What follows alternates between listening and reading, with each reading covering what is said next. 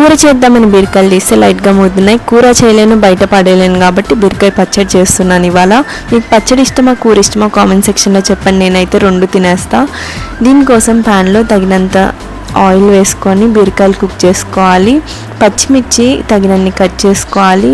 కొంచెం salt, 2 medium sized tomatoes, cut చేసుకున్న మిర్చి, ఇంకా చింతపండు, మీకు నచ్చితే దీనిలోనే కరివేపాకు వేసి కుక్ చేసుకోవాలి. దింపేసే ముందు కొత్తిమీర, లైట్గా పసుపు వేసుకోండి. నాకు ఇక్కడ పసుపు ఎక్కువ పడింది, మీరు చూసుకొని వేసుకోండి. ఇవి చల్లారాక జార్లోకి తీసుకొని కొంచెం సాల్ట్, జీలకర్ర ఇంకా వెల్లుల్లి వేసుకొని గ్రైండ్ చేసుకుంటే సరిపోతుంది. టైం పట్టినా పర్లేదు. ఈ తాలింపును మాత్రం ఖచ్చితంగా మిస్ చేయకుండా వేయండి. మీకు తెలిసిందే కదా ఫ్లేవర్ని ఎన్హాన్స్ చేస్తుందని. దీన్ని వేడివేడి అన్నంలో నెయ్యి వేసుకొని కొంచెం చట్నీ వేసుకొని తింటే చాలా బాగుంటుంది. వీడియో నచ్చితే లైక్ చేయండి.